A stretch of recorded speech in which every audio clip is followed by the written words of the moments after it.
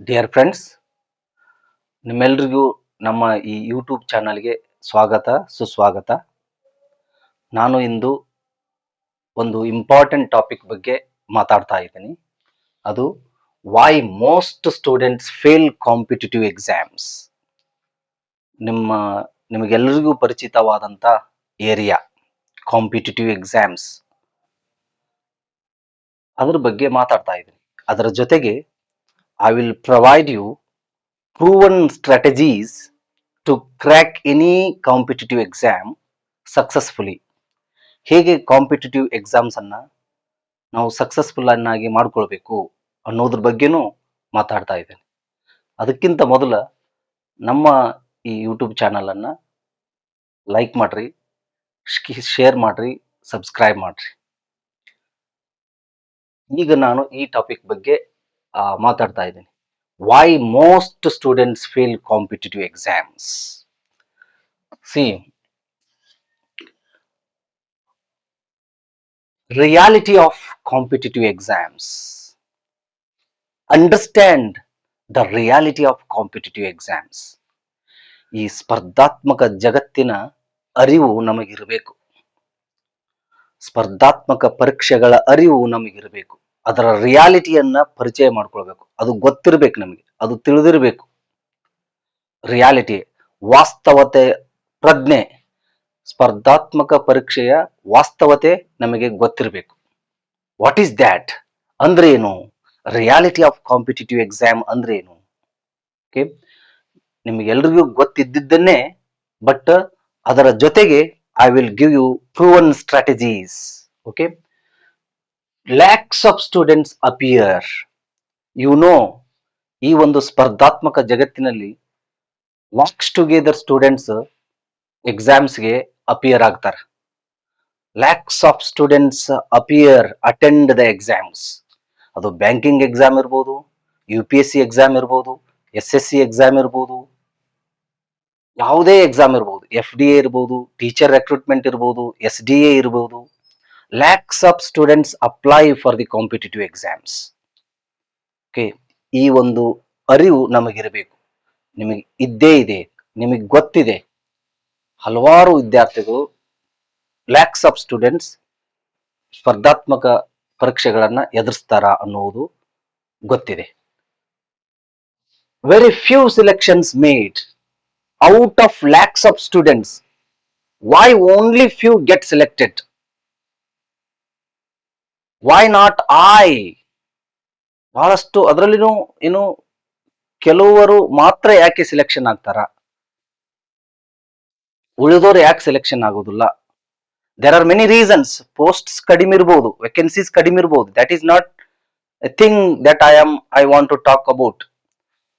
ನನ್ನ ಉದ್ದೇಶ 2,000 ಹುದ್ದೆಗಳನ್ನೇ ಇರಲಿ, 200 ಹುದ್ದೆಗಳನ್ನೇ ಇರಲಿ, why I don't get selected ಅನ್ನೋದ್ರ ಬಗ್ಗೆ ಮಾತಾಡೋದು. ಓಕೆ, ಸಿ,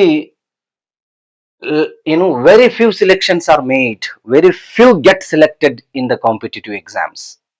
ಇದನ್ನ ಅರಿತುಕೊಳ್ರಿ. ಯಾಕೆ ನಾನು ಸೆಲೆಕ್ಷನ್ ಆಗುದಿಲ್ಲ? ಕಡಿಮೆ ಜನರು ಯಾಕೆ ಸೆಲೆಕ್ಷನ್ ಆಗ್ತಾರ? ಆ ಕಡಿಮೆ ಜನರಲ್ಲಿ ನಾನು ಯಾಕೆ ಸೆಲೆಕ್ಷನ್ ಆಗುದಿಲ್ಲ ಅನ್ನುವುದು question. Okay, then success depends on preparation method. Success ಅನ್ನೋದು ನೀವು ಹೇಗೆ ಪ್ರಿಪರೇಷನ್ ಮಾಡ್ತೀರಿ ಆ ಒಂದು ಪರ್ಟಿಕ್ಯುಲರ್ ಎಕ್ಸಾಮ್ಗೆ, ಅದ್ರ ಮೇಲೆ ಡಿಪೆಂಡ್ ಆಗುತ್ತೆ. ಇದು ಒಂದು ಅಂಶ ನಮ್ಮ ಗಮನದಲ್ಲಿರಬೇಕು. ನಾವು ಸ್ಪರ್ಧಾತ್ಮಕ ಜಗತ್ತಿಗೆ ಕಾಲಿಟ್ಟಿವಂದ್ರೆ ಈ ಈ ಅಂಶಗಳ ಅರಿವು ನಮಗಿರಬೇಕು. Okay, lakhs of students compete ಮಾಡ್ತಾರ, very few selections are made, and the success depends upon preparation method. How you we prepare. ನಾವು ಸಕ್ಸಸ್ ಆಗುವುದು, ನಾವು ಯಶಸ್ವಿ ಗಳಿಸುವುದು, ನಾವು ಹೇಗೆ ಪ್ರಿಪರೇಷನ್ ಮಾಡ್ತೀವಿ, ಆ ಒಂದು ನಿರ್ದಿಷ್ಟ ಎಕ್ಸಾಮ್ಗೆ ಹೇಗೆ ತಯಾರಿ ಮಾಡ್ಕೊಳ್ತೀವಿ ಅನ್ನೋದ್ರ ಮೇಲೆ ಇರ್ತದೆ. You may be average student, but ನಿಮ್ಮ ಸಕ್ಸಸ್, ನಿಮ್ಮ ಪ್ರಿಪರೇಷನ್ ಆ ಎಕ್ಸಾಮ್ಗೆ ಹೇಗೆ ತಯಾರಿ ಮಾಡ್ಕೊಳ್ತಾ ಇದ್ದೀರಿ ಅನ್ನೋದ್ರ ಮೇಲೆ ಇರ್ತದೆ. ಇದು ಗೊತ್ತಿರ್ಬೇಕು ನಮಗೆ. Then intelligence alone is not enough. ಈ ಅಂಶ, ಈ ಒಂದು ಆಸ್ಪೆಕ್ಟ್ ಕ್ಲಿಯರ್ ಆಗಿ ನಮ್ಮ ತಲೆಯಲ್ಲಿ ಇರಬೇಕು. ಬೀಯಿಂಗ್ ಇಂಟೆಲಿಜೆಂಟ್ ಇಸ್ ಗುಡ್, ಒಳ್ಳೆಯದು. ನಾವು ಜಾಣರಾಗಿರುವುದು ಒಳ್ಳೆಯದು, but it is not final. ಎಷ್ಟೋ ಇಂಟೆಲಿಜೆಂಟ್ ಇದ್ದವರು ಫೇಲ್ ಆಗ್ತಾರ. Why they fail to get through the competitive exams though they are intelligent? Intelligence alone is not enough to get through competitive exams. ಅದರ ಜೊತೆಗೆ ನಮ್ಮ ಜಾಣತನದ ಜೊತೆಗೆ ಸ್ಮಾರ್ಟ್ ಸ್ಟಡಿ ಇರಬೇಕು, strategies ಗೊತ್ತಿರಬೇಕು, preparation method ಗೊತ್ತಿರಬೇಕು, ಹೇಗೆ ಮಾಡಬೇಕು ತಯಾರಿ ಅನ್ನೋದು ಗೊತ್ತಿರಬೇಕು, ಹಾರ್ಡ್ ವರ್ಕ್ ಮಾಡ್ತಿರ್ಬೇಕು. ನಾನು ಜಾಣನದಿನ ತಿಳ್ಕೊಂಡು ನನ್ನ ಒಂದು ಅಂಡರ್ಸ್ಟ್ಯಾಂಡಿಂಗ್ ಪವರ್ ಜಾಸ್ತಿ ಇದೆ ಅಂತ ತಿಳ್ಕೊಂಡು ಓದೋದು ಬಿಟ್ರೆ ಅಥವಾ ಪ್ರಿಪರೇಷನ್ ಮೆಥಡ್ ಅನ್ನು ಕೈ ಬಿಟ್ರೆ you fail to crack competitive exams. ಈ ಸತ್ಯವನ್ನ ನಾವು ಅರಿತುಕೊಳ್ಳಬೇಕು. So lakhs of students appear, you should remember, you should keep this in mind. Only few get selected, keep this in mind. And success depends on preparation method, keep this in mind. Intelligence is not enough to get through these exams, competitive exams. Remember these things. Okay. Reality of competitive exams. Now the central question arises: why do students fail? Why do aspirants fail? ಯಾಕೆ ಬಹಳಷ್ಟು ಸ್ಟೂಡೆಂಟ್ಸ್ಗಳು ಈ competitive ಎಕ್ಸಾಮ್ಸ್ಗಳಲ್ಲಿ, ಸ್ಪರ್ಧಾತ್ಮಕ ಪರೀಕ್ಷೆಗಳಲ್ಲಿ fail ಆಗ್ತಾರಾ? ಎದುರಿಸಕ್ ಆಗುದಿಲ್ಲ. ಯಾಕೆ ಎದುರಿಸಕ್ ಆಗುದಿಲ್ಲ? ಯಾಕೆ ಫೇಲ್ ಆಗ್ತಾರಾ? ಯಾಕೆ ಸಕ್ಸಸ್ ಆಗುದಿಲ್ಲ ಅನ್ನುವುದು, this is the central question, main question. Why do students fail? ನಿಮ್ಗೆಲ್ಲರಿಗೂ ಗೊತ್ತಿದ್ದಿದ್ದೇ ಇದು. ಆದರೆ ಗೊತ್ತಿದ್ರು ಅದನ್ನ ನೀವು ಏನ್ ಮಾಡೋದಿಲ್ಲ, ಸಕ್ಸಸ್ ಅನ್ನಾಗಿ ಕನ್ವರ್ಟ್ ಮಾಡೋದಿಲ್ಲ. ಓಕೆ, ನಮ್ಮ ವೀಕ್ನೆಸಸ್ ಅನ್ನ ಸಕ್ಸಸ್ ಅನ್ನಾಗಿ ಕನ್ವರ್ಟ್ ಮಾಡೋದಿಲ್ಲ. That is the big question. Okay, see, why do students fail? Because they do not plan properly. Most of the students face the competitive examination without proper preparation. ಯಾವುದೇ ರೀತಿಯ ಒಂದು ಸೂಕ್ತವಾದ ತಯಾರಿ ಇಲ್ಲದೇನೆ ಎಕ್ಸಾಮ್ಗೆ ಅಪಿಯರ್ ಆಗ್ತಾರೆ. ಸಾಕಷ್ಟು ಓದಿರಬಹುದು, but no preparation method, proper preparation, no planning at all, irregular preparation. Irregular ಆಗಿ ಪ್ರಿಪರೇಷನ್ ಮಾಡ್ತಾರ. ಮತ್ತೆ ನಾ ಒನ್ ಬೈ ಒನ್ ಎಕ್ಸ್ಪ್ಲೇನ್ ಮಾಡ್ತೀನಿ. Their preparation is irregular, they prepare irregularly, no continuous study. ನಿರಂತರವಾಗಿ ಸ್ಟಡಿ ಮಾಡುವುದಿಲ್ಲ. ಇವತ್ತು ಓದ್ತಾರ, ಒಂದೆರಡು ದಿನ ಬಿಟ್ಟು ಬಿಡ್ತಾರ. Because of this many students fail competitive exams. And fear of failure, ಅವರಲ್ಲಿ ಒಂದು ಫೇಲ್ಯೂರ್ ಅನ್ನುವ ಭಯ ಕಾಡ್ತಿರ್ತದ. Because no planning, no preparation method, no proper study, no irregular study. That is why fear of failure arises. ಯಾವಾಗ ನಾವು irregular ಆಗಿ study ಮಾಡ್ತೀವೋ, ಯಾವಾಗ ಪ್ಲಾನ್ ಇಲ್ಲಾರ್ದೇನೆ ಸ್ಟಡಿ ಮಾಡ್ತೀವೋ, ಪ್ರಾಪರ್ ಮೆಥಡ್, ಪ್ರಿಪರೇಷನ್ ಮೆಥಡ್ ಇಲ್ಲಾರ್ದನೆ ಸ್ಟಡಿ ಮಾಡ್ತೀವೋ, ಅವಾಗ ನಮ್ಮಲ್ಲಿ ಫಿಯರ್ ಆಫ್ ಫೇಲ್ಯೂರ್ ಸ್ಟಾರ್ಟ್ ಆಗುತ್ತೆ. That is why students fail. Then no revision at all. ಬಹಳಷ್ಟು ಓದಿರ್ತಾರ, ಓದುವಂತ ವಿಷಯಗಳು ಬಹಳ ಇರ್ತಾವ, ಒಂದು ವಿಷಯ ಇರುದಿಲ್ಲ. ಕಾಂಪಿಟೇಟಿವ್ ಎಕ್ಸಾಮ್ದಲ್ಲಿ ಸಾಕಷ್ಟು ವಿಷಯಗಳನ್ನ ನೀವು ಓದ್ಬೇಕಾಗಿರ್ತದೆ. ಬರೀ ಒಮ್ಮೆ ಓದಿದ್ರ, 2 ಸಲ ಓದಿದ್ರ ಅದು ನೆನಪಿನಲ್ಲಿ ಉಳಿಯುವುದಿಲ್ಲ. ನಾವ್ ಎಷ್ಟೇ ಇಂಟೆಲಿಜೆನ್ಸ್ ಇದ್ರು ನೆನಪಿನಲ್ಲಿ ಉಳಿಯುವುದಿಲ್ಲ. ಅದಕ್ಕಾಗಿ ರಿವಿಷನ್ ಮಾಡ್ಬೇಕಾಗಿರ್ತದೆ. ಬಹಳಷ್ಟು ಸ್ಟೂಡೆಂಟ್ಸ್ ಏನ್ ಮಾಡ್ತಾರ, ಟೈಮ್ ವೇಸ್ಟ್ ಮಾಡಿರ್ತಾರ. ಒಮ್ಮೊಮ್ಮೆ ಅಥವಾ 2 ಸಲ ಓದಿ ಮುಗಿಸಿ ಬಿಟ್ಟಿರ್ತಾರ. ಅದೇನಾಗುದಿಲ್ಲ, ರಿವಿಷನ್ ಆಗುದಿಲ್ಲ. When you fail to revise the syllabus, you fail the competitive exams. Revision is important. No revision. That is why the students fail. No practice test. Tests ಅನ್ನ, ಮಾರ್ಕ್ ಟೆಸ್ಟ್ ಅನ್ನ ಪ್ರಾಕ್ಟೀಸ್ ಮಾಡಬೇಕು. ಸಂಬಂಧಪಟ್ಟ ಹಾಗೆ question papers ಗಳನ್ನ ಅಥವಾ ಅದಕ್ಕೆ ಸಂಬಂಧಪಟ್ಟ ಹಾಗೆ ಎಕ್ಸಾಮ್ಸ್ ಗಳನ್ನ ತಗೊಳ್ತಿರ್ಬೇಕು. Because of these, students fail. Lakhs of students fail competitive exams. No planning at all, irregular preparation, fear of failure, no revision, no practice tests. These things have to be kept in mind. Okay. Then lack of planning. See ನಾವು ಎಲ್ರೂ ಓದ್ತಾರ, ಎಲ್ರೂ ಓದ್ತೀವಿ, ಆದರೆ without plan, without proper preparation, you cannot easily get through any exams. Lack of planning, because of this many students fail competitive exams. ಇಲ್ಲಿ ನೋಡ್ರಿ, random preparation, no syllabus clarity, no time table. ಇದನ್ನು ನಾನು ಹಿಂದೆ ಮುಂದೆ ಮಾಡಿ ಬರ್ದಿನ ನೋಡ್ರಿ. Random preparation, no syllabus clarity, no time table. Preparation ಮಾಡ್ತಾರ, ಸಿಲೆಬಸ್ ನೋಡಿರುದಿಲ್ಲ, ಟೈಮ್ ಟೇಬಲ್ ಲಾಸ್ಟಿಗೆ ಹಾಕೊಳ್ತಾರ. ಇಲ್ಲಿಯೂ ನಾನು ಸ್ವಲ್ಪ ಉಲ್ಟಾ ಬರ್ದಿದ್ದೀನಿ, ಅದನ್ನ ಇದ್ರ ಪ್ರಕಾರ ಹೋಗ್ಬೇಕು. Okay, we study according to this criteria. The here problem arises. We prepare without syllabus, we prepare without time table.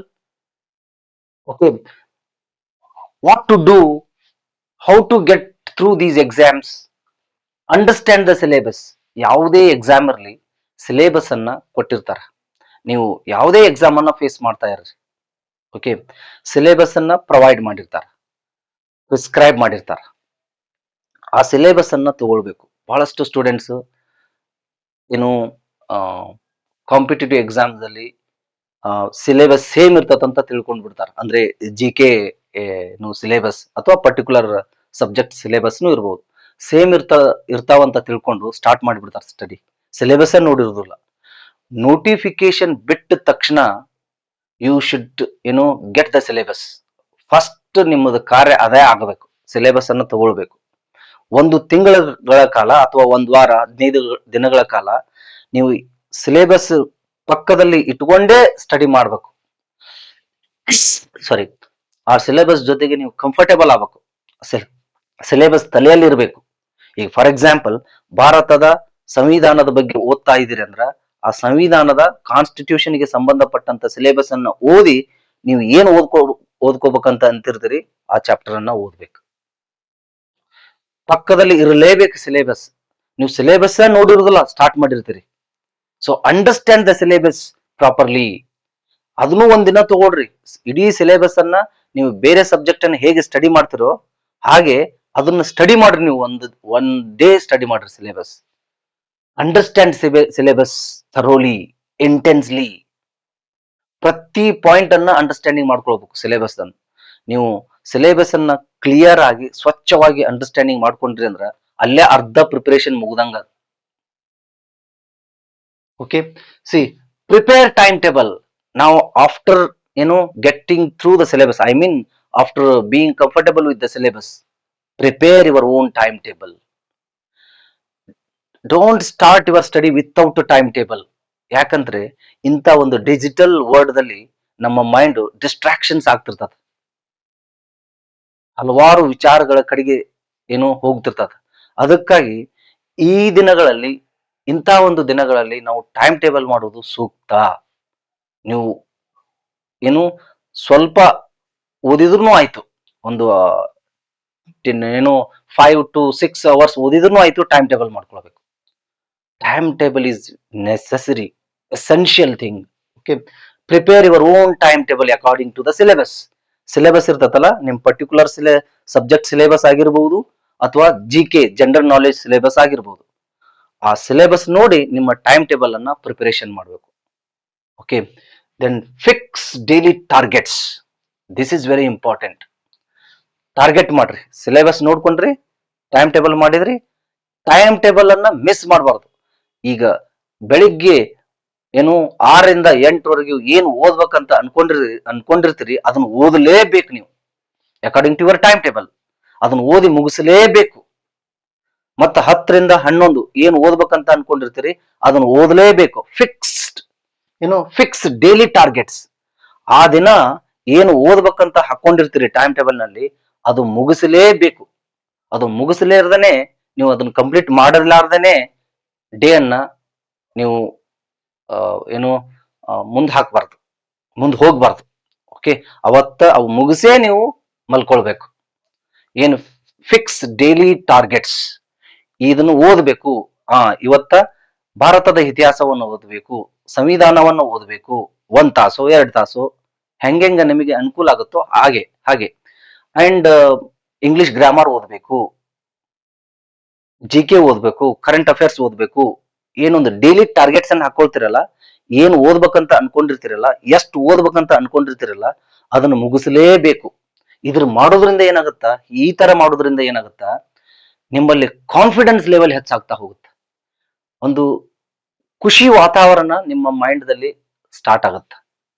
Okay, ನೀವು ಖುಷಿ ಪಡ್ತೀರಿ, ಇವತ್ತ ನಾನು ಇಷ್ಟು ಓದಿನಿ ಅಂತೇಳಿ ಸಂತೋಷದ ಭಾವನೆ ನಿಮ್ಮಲ್ಲಿ ಬರ್ತದೆ, ನಿಮಗೆ ಸಂತೋಷ ಆಗುತ್ತೆ. ಓಕೆ, ಫಿಕ್ಸ್ ಡೈಲಿ ಟಾರ್ಗೆಟ್ಸ್, ಅವತ್ತಿನ ಟಾರ್ಗೆಟ್ ಏನ್ ಮಾಡಿರ್ತೀರಲ್ಲ ಅದನ್ನು ಮುಗಿಸಿದಾದ್ರ ಮೇಲೆ ನಿಮ್ಮಲ್ಲಿ ಒಂದು ಸಾರ್ಥಕತೆಯ ಭಾವನೆ ಮೂಡ್ತದೆ. I have done something good today ಅನ್ನುವಂತ ಫೀಲಿಂಗ್ ಸ್ಟಾರ್ಟ್ ಆಗುತ್ತೆ. ಅವಾಗ ನಿಮ್ಮ ಕಾನ್ಫಿಡೆನ್ಸ್ ಲೆವೆಲ್ ಜಾಸ್ತಿ ಆಗ್ತಾ ಹೋಗುತ್ತೆ. ಯಾವಾಗ ನಮ್ಮಲ್ಲಿ ಕಾನ್ಫಿಡೆನ್ಸ್ ಲೆವೆಲ್ ಜಾಸ್ತಿ ಆಗ್ತಾ ಹೋಗುತ್ತೋ ಅವಾಗ ನಮಗೆ ಹೆಚ್ಚು ನೆನಪು ಉಳಿತಾ ಹೋಗುತ್ತೆ. ಓಕೆ, ಅದ್ರ ಬಗ್ಗೆ ಇನ್ನಷ್ಟು ಮಾತಾಡ್ತೀನಿ ಮುಂದೆ. So because of this, syllabus ಸರಿಯಾಗಿ ಅಂಡರ್ಸ್ಟ್ಯಾಂಡಿಂಗ್ ಮಾಡ್ಕೊಳ್ಳೋದಿಲ್ಲ, ಟೈಮ್ ಟೇಬಲ್ ಅನ್ನ ಪ್ರಿಪರೇಷನ್ ಮಾಡೋದಿಲ್ಲ, ಫಿಕ್ಸ್ ಡೈಲಿ ಟಾರ್ಗೆಟ್ಸ್ ಇದನ್ನ ಓದಬೇಕು ಅಂತೇಳಿ ಅನ್ಕೊಂಡಿರ್ತಾರ, ಅದನ್ನ ಓದೋದಿಲ್ಲ. Because of these most of the students fail. ಈ ತರ ಮಾಡಿದ್ರ ಯಾರು ಫೇಲ್ ಆಗೋದಿಲ್ಲ, ಎಲ್ರೂ. So maximum extent they get through the exams. Okay, that is why these things are necessary. These are the solutions for your successful career. Okay, I mean attempt. Understand syllabus, prepare timetable, fix daily targets. These things. Then inconsistency. ಇದು ಬಹಳ important. Inconsistency. What do you mean by consistency?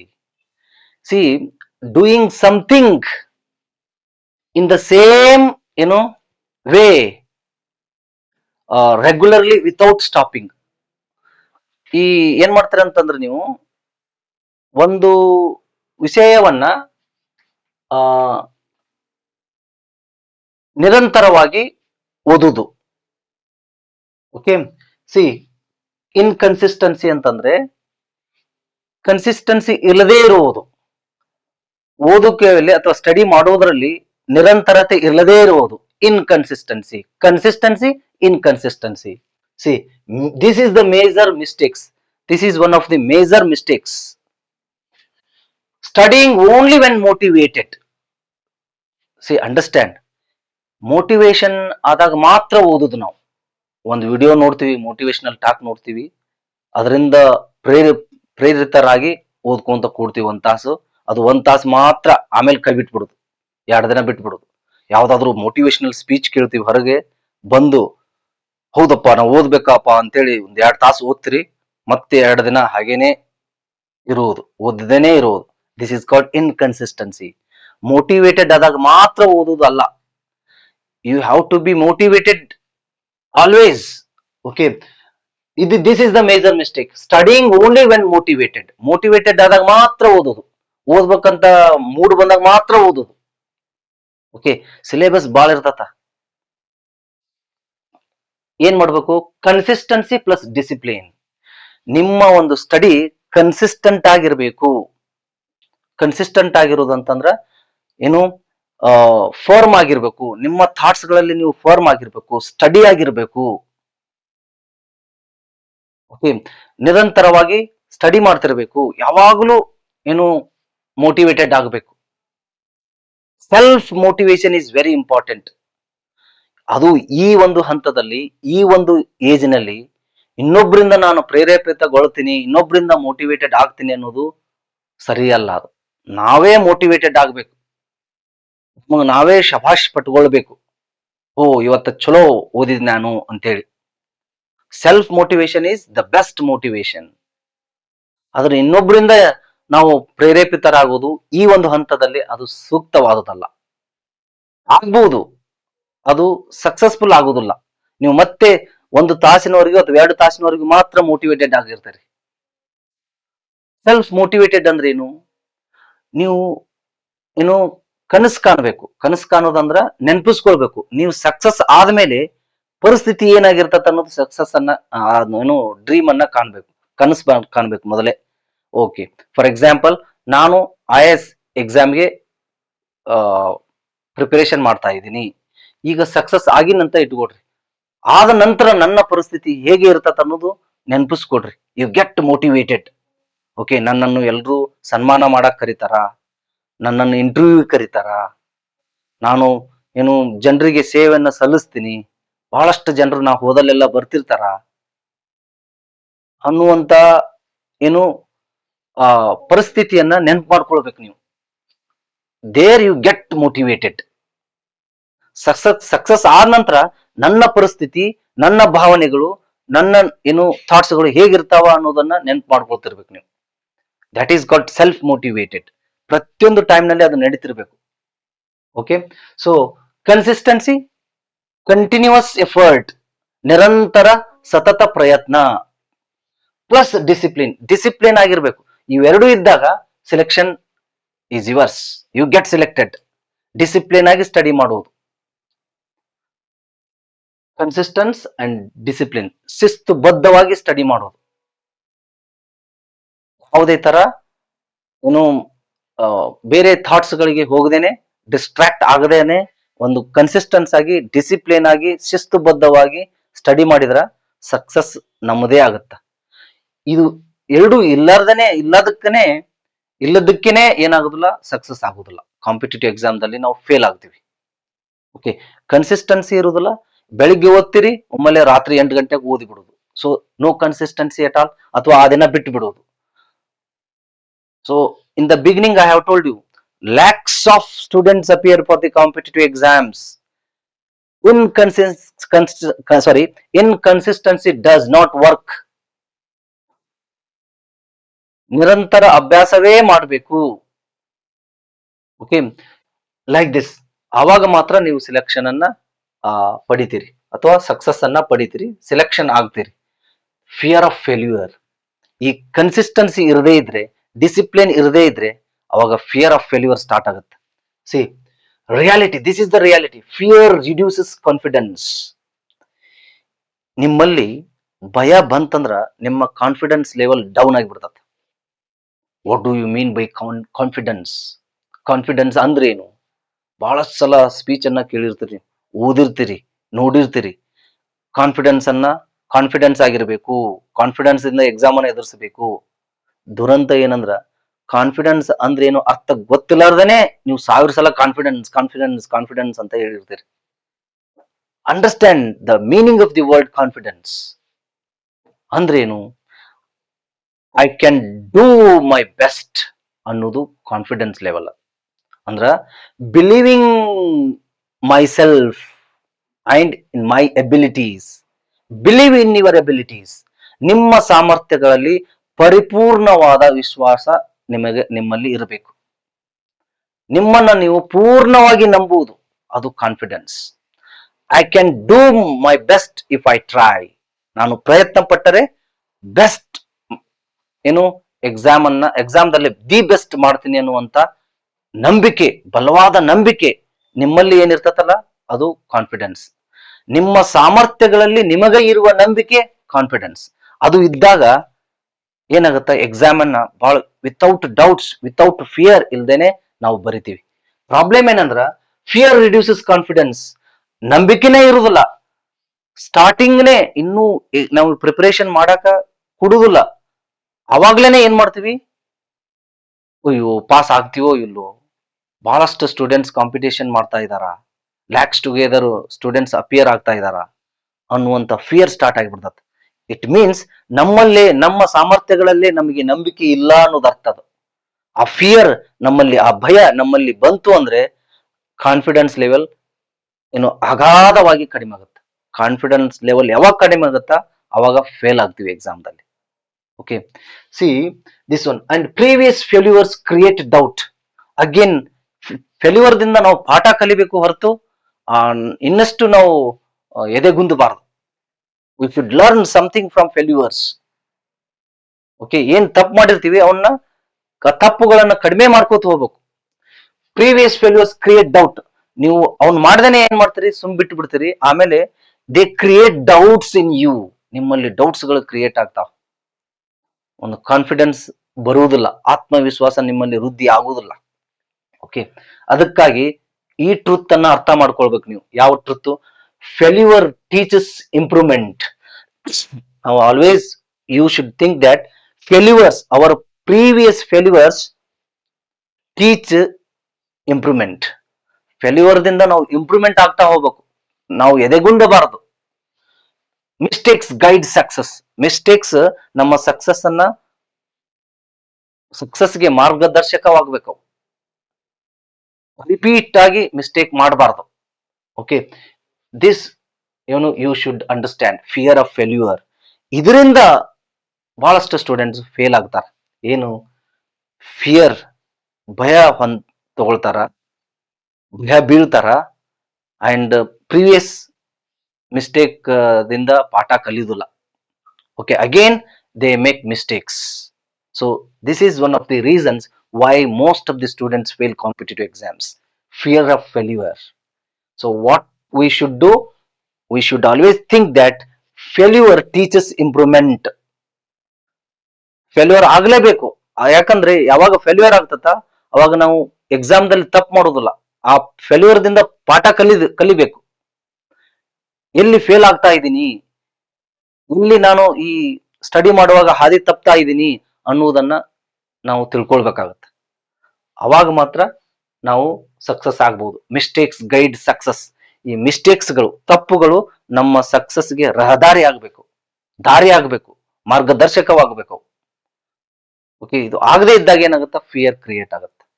Okay, then ನೋಡ್ರಿ, we fall, we fail, we break, but then we rise, we heal, we overcome. We fail, no problem. We fall, no problem. We break, no problem. But then we rise ಅನ್ನೋ attitude ನಮ್ಮಲ್ಲಿ ಬರಬೇಕು. We heal ourselves attitude ನಮ್ಮಲ್ಲಿ ಬರಬೇಕು. Then we overcome. ಆವಾಗ ನಾವು success ಪಡಿತೀವಿ. I will rise again, ನಾನು ಮತ್ತೊಮ್ಮೆ ಎದ್ ನಿಲ್ತೀನಿ ಅನ್ನುವಂತ ಬಲವಾದ ನಂಬಿಕೆ ನಮ್ಮಲ್ಲಿ ಇರಬೇಕು. ಆವಾಗ ಸಕ್ಸಸ್ ಆಗುವಂತ ಚಾನ್ಸಸ್ 100% ಇರ್ತದೆ. We heal ourselves. ನಾವು ಗಾಯಗೊಂಡಿವಿ, ಆ ಗಾಯ ಏನು ನಾವು ಮೆಟ್ಟಿ ನಿಂತು ನಾವು ಏನು ಓವರ್ಕಮ್ ಮಾಡ್ತೀವಿ, ಅದನ್ನ ಸಕ್ಸಸ್ ಆಗ್ತೀವಿ ಅನ್ನುವಂತ ನಂಬಿಕೆ ನಮ್ಮಲ್ಲಿ ಬೇರೂರಿರ್ಬೇಕು. Okay, next, lack of revision. ಆಗ್ಲೇನೂ ಹೇಳಿದೀನಿ, ಈಗ ನೋಡ್ರಿ, ಲ್ಯಾಕ್ ಆಫ್ ರಿವಿಷನ್. ಬಹಳಷ್ಟು ಸ್ಟೂಡೆಂಟ್ಸ್ ಓದಿದ್ದನ್ನ ರಿವಿಷನ್ ಮಾಡುದಿಲ್ಲ. ನೀವು ಕ್ವಶನ್ಸ್ ಅರೈಸ್ ಆಗ್ತಾವ. ಏನು ಅಂತಂದ್ರೆ, ರಿವಿಷನ್ ಮಾಡಕ್ ಟೈಮ್ ಸಿಗುದಿಲ್ಲಲ್ರಿ ಅಂತಾರ. ರಿವಿಷನ್ ಮಾಡಕ್ ಸ್ಟಾರ್ಟೇ ಮಾಡಿರುವುದಿಲ್ಲ. ಅದಕ್ಕಿಂತ ಮೊದಲೇ ಈ ಮಾತು ಹೇಳ್ಬಿಡುದು, ರಿವಿಷನ್ ಮಾಡಕ್ ಟೈಮ್ ಇಲ್ರಿ ಅಂತೇಳಿ. ಅದಕ್ಕಿಂತ ಮೊದಲೇ ನೀವು ರಿವಿಷನ್ ಮಾಡಕ್ ಸ್ಟಾರ್ಟೇ ಮಾಡಿರುವುದಿಲ್ಲ. ಓದಿರ್ತೀರಿ, ರಿವಿಷನ್ ಮಾಡಕ್ ಟೈಮ್ ಇದ್ದಾಗೂ ಸಹಿತ ಆ ಟೈಮ್ ಅನ್ನ ಉಪಯೋಗಿಸ್ಕೊಂಡಿರುವುದಿಲ್ಲ. ಅವಾಗ್ಲೇನೆ ಅದಕ್ಕಿಂತ ಮೊದಲೇನೆ ರಿವಿಷನ್ ಮಾಡೋಕ್ಕಿಂತ ಮೊದಲೇ ಟೈಮ್ ಇರುದಿಲ್ರಿ ಅಂತೇಳಿ ಈ ಸ್ಟೇಟ್ಮೆಂಟ್ ಅನ್ನ ಕೊಟ್ಬಿಡುದು. ಇದು ದುರಂತ ಇದು. ಓಕೆ, ಸ್ಟಾರ್ಟ್ ಮಾಡೋದನ್ನೇ ಇಲ್ಲ, ಟೈಮ್ ಇಲ್ರಿ ಅಂತ ಹೇಳುವುದು. So because of this attitude most of the student fail. C, these are the golden rules. Read, revise, practice. Without these golden rules you cannot get through any competitive exams. ಓದಬೇಕು, revise ಮಾಡಬೇಕು, ಓದಿದ್ದನ್ನ revise ಮಾಡಬೇಕು, ಮನನ ಮಾಡ್ಕೊಳ್ಬೇಕು. ಇಂಥವೆಲ್ಲ common statements ನಿಮಗೆ ಗೊತ್ತಿದ್ದಿದ್ವೇನೆ, but ಏನು ಅವನ್ನ ಕಾರ್ಯರೂಪಕ್ಕೆ ತರುದಿಲ್ಲಲ್ಲ ನೀವು. That is there you go wrong. Okay, see, golden rule, read, ಓದ್ಬೇಕು, ರಿವೈಸ್ ಮಾಡಬೇಕು, ಮತ್ತೆ ಮತ್ತೆ ರಿಪಿಟೇಷನ್ ಮಾಡಬೇಕು, ಓದಬೇಕು, ಅರ್ಥೈಸ್ಕೊಳ್ಬೇಕು, ಏನು ಅಂಡರ್ಸ್ಟ್ಯಾಂಡಿಂಗ್ ಮಾಡ್ಕೊಳಕ ಪ್ರಯತ್ನ ಪಡಬೇಕು, ಅಂಡ್ ಪ್ರಾಕ್ಟೀಸ್ ಮಾಡಬೇಕು. ಅದನ್ನು ಪ್ರಾಕ್ಟೀಸ್ ಮಾಡಬೇಕು. ಅದಕ್ಕೆ ಸಂಬಂಧಪಟ್ಟ ಹಾಗೆ ಕೆಲವೊಂದಿಷ್ಟು ಆಬ್ಜೆಕ್ಟಿವ್ ಟೈಪ್ಸ್ ಅನ್ನ, ಮಲ್ಟಿಪಲ್ ಚಾಯ್ಸ್ ಅನ್ನ ಪ್ರಾಕ್ಟೀಸ್ ಮಾಡಬೇಕು. ಈಗಿನ ಎಕ್ಸಾಮ್ಸ್ ಎಲ್ಲ ಮಲ್ಟಿಪಲ್ ಚಾಯ್ಸ್ ಅನ್ನ ಹೊಂದಿರ್ತಾವ. ಅದಕ್ಕಾಗಿ ಅದನ್ನ ಹೇಳಿದೆ ನಾನು. ಈಗ ಫಾರ್ ಎಕ್ಸಾಂಪಲ್ ಇಂಡಿಯನ್ ಕಾನ್ಸ್ಟಿಟ್ಯೂಷನ್ ಬಗ್ಗೆ ಓದಿದ್ರಿ ಅಂತಂದ್ರೆ, ಒಂದು ಚಾಪ್ಟರ್ ಅನ್ನು ಓದಿದ್ರಿ ಅಂದ್ರೆ, ಪಾರ್ಲಿಮೆಂಟ್ ಬಗ್ಗೆ ಓದಿದ್ರಿ ಅಂದ್ರೆ, ಪಾರ್ಲಿಮೆಂಟ್ ಗೆ ಸಂಬಂಧಪಟ್ಟ ಹಾಗೆ ಅಬ್ಜೆಕ್ಟಿವ್ ಟೈಪ್ಸ್ ಏನೆಲ್ಲ ಬರ್ತಾವ, ಅಥವಾ ಆಲ್ರೆಡಿ ಇದ್ದಂತ ಅಬ್ಜೆಕ್ಟಿವ್ ಟೈಪ್ ಅನ್ನು ನೀವು ಓದಬಹುದು. ಓಕೆ, ಇಂಗ್ಲಿಷ್ ಗ್ರಾಮರ್ ಗೆ ಸಂಬಂಧಪಟ್ಟ ಹಾಗೆ ಒಂದಿಷ್ಟು ಕ್ವಶನ್ಸ್ ಅನ್ನ ಓದುದು, ಟಾಪಿಕ್ ಓದಿದ ಮೇಲೆ ಪ್ರಾಕ್ಟೀಸ್ ಮಾಡ್ಬೇಕು ಅದನ್ನ. ನಿಮ್ಮಲ್ಲಿ ಈ ತರ ಮಾಡಿದಾಗ ಕಾನ್ಫಿಡೆನ್ಸ್ ಲೆವೆಲ್ ಜಾಸ್ತಿ ಆಗ್ತಾ ಹೋಗುತ್ತೆ. Okay, how to use stick notes for exam revision. ಕೆಲವೊಂದು ಸ್ಟಿಕ್ಸ್ ನೋಟ್ಸ್ ಅನ್ನ ಯೂಸ್ ಮಾಡ್ಕೋಬೇಕು. ಟೈಮ್ ಸಿಕ್ಕಾಪಟ್ಟೆ ಇರ್ತದ, ನೋ ಪ್ರಾಬ್ಲಮ್ ಎಟ್ ಆಲ್. ಅದು ನಾವು ಹೇಳುವಂತ ನೆವಗಳು, we just throw up excuses. ಸುಮ್ಮನೆ ಎಕ್ಸ್ಕ್ಯೂಸಸ್ ಅನ್ನ ಹೇಳ್ಕೊತ ಹೋಗ್ಬಿಡ್ತೀವಿ, ಅಲ್ಲೇ ನಾವು ಮಿಸ್ಟೇಕ್ ಮಾಡೋದು. ಓಕೆ, ಸ್ಟಾರ್ಟ್ ಮಾಡಿರೋದಿಲ್ಲ, ಆ ಇದ್ದಂತ ಟೈಮ್ ಅನ್ನ ಬಳಸಕ ಉಪಯೋಗಿಸಕ ನಾವು ಚಲೋ ಮಾಡಿರೋದಿಲ್ಲ, ಆವಾಗಲೇ ಟೈಮ್ ಇಲ್ಲ ಅಂತ ನಾವು ಹೇಳ್ಕೊತಾ ಹೋಗ್ಬಿಡ್ತೀವಿ. ದಿಸ್ ದಿಸ್ ಏನು ಕೀಪ್ಸ್ ಆನ್ ಗೋಯಿಂಗ್, ಈ ಒಂದು ಅಟಿಟ್ಯೂಡ್ ಮುಂದೆ ಹೋಗ್ತಾನೆ ಇರ್ತದ ಅದು. ಓಕೆ, ಅದು ಸ್ಟಾಪ್ ಆಗ್ಬೇಕು, ಅವಾಗ ಮಾತ್ರ ನಾವು ಲ್ಯಾಕ್ ಆಫ್ ರಿವಿಷನ್ ಮಾಡದೇ ಇರುವುದು. This is one of the reasons why most of the students fail competitive exams. If you apply this golden rule, read, revise, practice, RRP, you will get through all types of competitive exams. Okay, then ignoring mark tests anna, in fact I have repeated some points. Mark tests, ಈಗ mark tests ಅನ್ನ conduct ಮಾಡ್ತಾರೆ. ನೀವು ಈಗ mark tests ಅನ್ನ ತಗೊಳ್ತಾ ಇದ್ದೀರಿ, ನಾನು ನೋಡ್ತಾ ಇದ್ದೀನಿ. ಬಹಳಷ್ಟು ಸ್ಟೂಡೆಂಟ್ಸ್ ಮಾರ್ಕ್ ಟೆಸ್ಟ್ಸ್ ಅನ್ನ ಬರೀತಾರ. That is healthy development. ಅಂದ್ರೆ ಆಕ್ಚುಲಿ ಎಕ್ಸಾಮ್ ಅಂತ ಕನ್ಸಿಡರ್ ಮಾಡಿ ಕೆಲವೊಂದಿಷ್ಟು ಎಕ್ಸಾಮ್ಸ್ ಅನ್ನ ಏನು ಕಂಡಕ್ಟ್ ಮಾಡ್ತಾರೆ. ಆ ಎಕ್ಸಾಮ್ಗೆ ಹೋಗಿ ಬರೆಯುವುದು, ವಾರಕ್ಕೊಮ್ಮೆ ಹೋಗಿ ಅಟೆಂಡ್ ಮಾಡೋದು, ಬರೆಯುವುದು, ನಮ್ಮ ಏನೋ ಒಂದು ಇಂಪ್ರೂವ್ಮೆಂಟ್ ಅನ್ನ ಕಂಪೇರ್ ಮಾಡೋದು. Okay, that is good. ಆ ಮಾರ್ಕ್ ಟೆಸ್ಟ್ ಅನ್ನ ತಗೊಳ್ಬೇಕು. ಬಹಳಷ್ಟು ಸ್ಟೂಡೆಂಟ್ಸ್ ಏನ್ ಮಾಡ್ತಾರ, they neglect taking mock tests, they ignore taking mock tests, there they fail. Okay, ಸಾಕಷ್ಟು ಮಾರ್ಕ್ ಟೆಸ್ಟ್ ಅನ್ನ ನೀವು ಅಟೆಂಡ್ ಆಗ್ಬೇಕು. ಈ ಅಬ್ಜೆಕ್ಟಿವ್ ಟೈಪ್, ಮಲ್ಟಿಪಲ್ ಚಾಯ್ಸ್ ನೀವು ಮನೆಯಲ್ಲಿ ಬಿಡಿಸುವುದು ಅಲ್ಲದೇನೆ ಮಾರ್ಕ್ ಟೆಸ್ಟ್ ಅನ್ನ ನೀವು ಅಟೆಂಡ್ ಮಾಡ್ಬೇಕು. ಯಾಕೆ ಅಟೆಂಡ್ ಮಾಡ್ಬೇಕಂದ್ರ ಅಲ್ಲಿ ನಿಮಗೆ ಭಯ ರೆಡ್ಯೂಸ್ ಆಗ್ತಾ ಹೋಗುತ್ತೆ. ಎಷ್ಟು ಮಾರ್ಕ್ ಟೆಸ್ಟ್ ಅನ್ನ ಅಟೆಂಡ್ ಆಗ್ತಾ ಹೋಗ್ತೀರಿ ಅಷ್ಟು ಭಯ ಕಡಿಮೆ ಆಗ್ತಾ ಹೋಗುತ್ತೆ. ನಿಮ್ಮ confidence level, oh I can do this ಅನ್ನುವಂತ ಭಾವನೆ ಬಲವಾಗಿ ನಿಮ್ಮಲ್ಲಿ ಬರ್ತದ. Okay, see why practice matters, improve speed. ಯಾಕೆ ಮಾರ್ಕ್ ಟೆಸ್ಟ್ ಅನ್ನ ತಗೊಳ್ಬೇಕು, ಯಾಕೆ ಪ್ರಾಕ್ಟೀಸ್ ಅನ್ನ ಮಾಡ್ಬೇಕಂದ್ರ it improves our speed studying. Okay, ನಮ್ಮ ಸ್ಟಡಿಯನ್ನ ಅಥವಾ ನಮ್ಮ ಓದುವನ್ನ ನಾವು ಏನದು ಸ್ಪೀಡ್ ಮಾಡ್ತದ. ನಾವು ಸ್ಪೀಡ್ ಆಗಿ ಅರ್ಥೈಸ್ಕೊಳ್ಳಕ ಸ್ಟಾರ್ಟ್ ಮಾಡ್ತೀವಿ, ಸ್ಪೀಡ್ ಆಗಿ ಅಂಡರ್ಸ್ಟ್ಯಾಂಡಿಂಗ್ ಮಾಡ್ಕೊಳಕ ಸ್ಟಾರ್ಟ್ ಮಾಡ್ತೀವಿ. ಹಲವಾರು ಡೌಟ್ಸ್ ಗಳು ಕ್ಲಿಯರ್ ಆಗ್ತಾ ಹೋಗ್ತಾವ. Okay, when we attend the mark tests, it improves speed. ನಾವು ಓದುವಾಗ ನಮ್ಮ ಸ್ಪೀಡ್ ಜಾಸ್ತಿ ಆಗುತ್ತೆ. ಒಬ್ಬೊಬ್ರು ಒಂದು ಪ್ಯಾರಾ ಓದಾಕ ಬಹಳಷ್ಟು ಟೈಮ್ ತಗೊಳ್ತಿರ್ತಾರ, ಅದನ್ನ ಅರ್ಥೈಸ್ಕೊಳಕ ಏನು 2 ತಾಸು ತಗೊಳ್ತಿರ್ತಾರ. ಅದೇ ಮಾರ್ಕ್ ಟೆಸ್ಟ್ಸ್, ಪ್ರಾಕ್ಟೀಸ್ ಟೆಸ್ಟ್ ಅನ್ನ ನೀವು ತಗೊಂಡ್ರಿ ಅಂತಂದ್ರೆ ನಿಮ್ಮ ಓದುವಂತ ಒಂದು ಸ್ಪೀಡ್ ಜಾಸ್ತಿ ಆಗ್ತಾ ಹೋಗುತ್ತೆ. ಅವಾಗ ಸಾಕಷ್ಟು ವಿಷಯಗಳನ್ನ ಕಡಿಮೆ ಸಮಯದಲ್ಲಿ ನೀವು ಓದಬಹುದು. Okay, then reduces exam fear. ನಿಮ್ಮಲ್ಲಿರುವಂತ ಎಕ್ಸಾಮ್ ಫಿಯರ್, ಆಗ್ಲೇ ಹೇಳಿದ್ನಲ್ಲ, ಆ ಎಕ್ಸಾಮ್ ಫಿಯರ್ ರಿಡ್ಯೂಸ್ ಆಗುತ್ತೆ. This attending the mark test will reduce exam fear.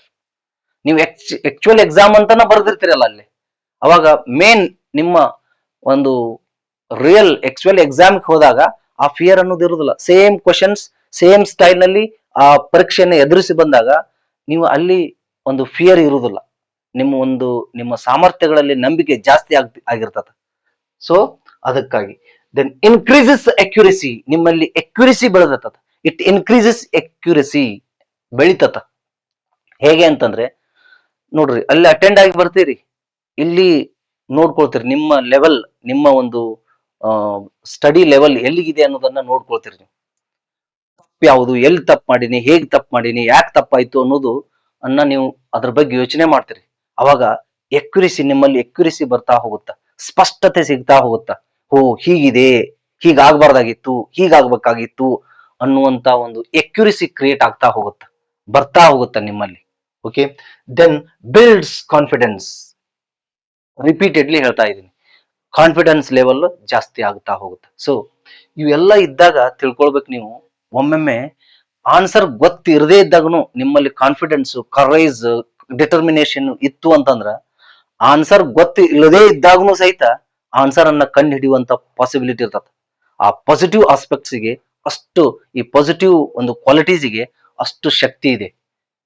ನಿಮ್ಮಲ್ಲಿ ಕಾನ್ಫಿಡೆನ್ಸ್ ಇತ್ತು ಅಂದ್ರ ಆನ್ಸರ್ ಬರದೇ ಇದ್ರು ಆ ಟೈಮ್ ನಲ್ಲಿ ನಿಮಗೆ ಆನ್ಸರ್ ಬಂದೇ ಬರ್ತಿರ್ತದೆ.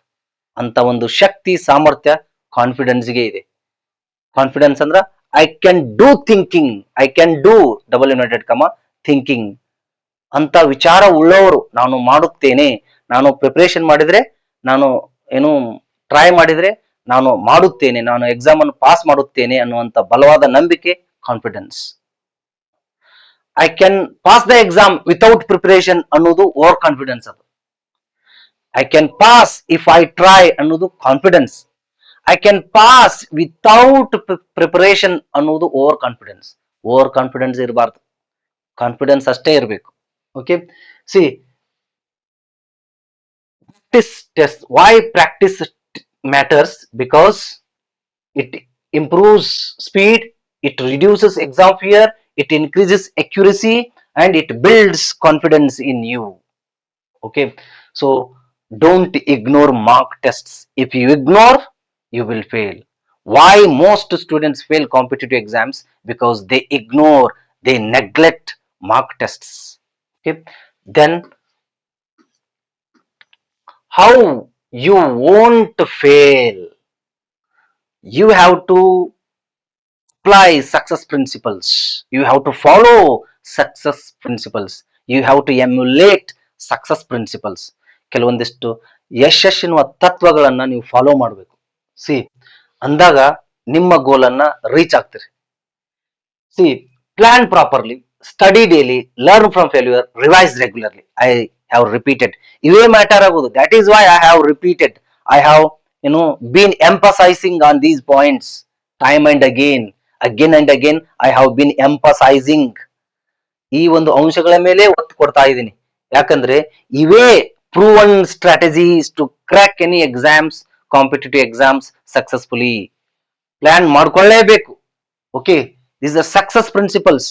ದೆನ್ ಸ್ಟಡಿ ಡೈಲಿ, ಕನ್ಸಿಸ್ಟೆನ್ಸಿ ಇರಲೇಬೇಕು. ನಿಮ್ಮ ಸ್ಟಡಿಲಿ ನಿರಂತರತೆ, ಕಂಟಿನ್ಯೂಸ್ ಎಫರ್ಟ್ ಇರಲೇಬೇಕು. ದೆನ್ ಲರ್ನ್ ಫ್ರಮ್ ಫೇಲ್ಯೂರ್, ಫೇಲ್ಯೂರಿಗೆ ಎದೆಗುಂದಬಾರದು. Don't be disheartened by failures. Okay, learn from mistakes, mistakes guide success, like this. And revise regularly, regular ಆಗಿ ರಿವೈಸ್ ಮಾಡ್ತಿರ್ಬೇಕು. ಓಕೆ, ಹೀಗೆ ಮಾಡುವಾಗ you feel tired or you feels exhausted. ಇದು ಆಗ್ಬಾರ್ದಂದ್ರ, exhausted ಆಗ್ಬಾರ್ದಂದ್ರ, tired ಆಗ್ಬಾರ್ದಂತಂದ್ರ ಅದಕ್ಕೆ ಹೇಳುದು self motivation ಬಹಳ important. ಪ್ರತಿಯೊಂದು ಕ್ಷಣನೂ self motivational ಆಗಿ ಮೋಟಿವೇಟೆಡ್ ಆಗ್ಲೇಬೇಕು ನಾವು.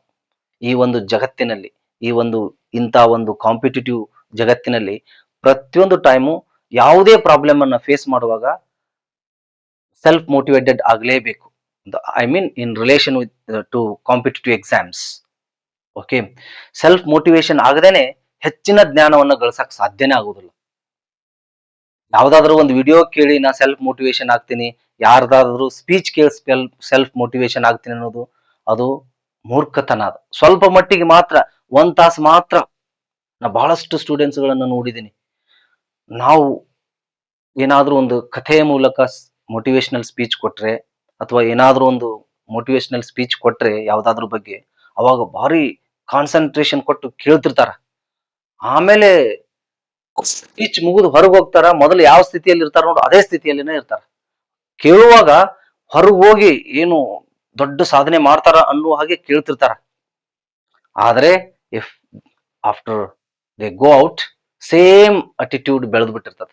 ಅದಕ್ಕೆ ಇನ್ನೊಬ್ಬರಿಂದ ಮೋಟಿವೇಶನ್ ತಗೊಳ್ಳೋದು ಸ್ವಲ್ಪ ದಿನ ಮಾತ್ರ. ಅದು ನಮಗ್ ನಾವೇ ಮೋಟಿವೇಟೆಡ್ ಆಗೋದು important. Okay, see, these are the success principle you have to follow. You won't fail competitive exams if you follow these success principles.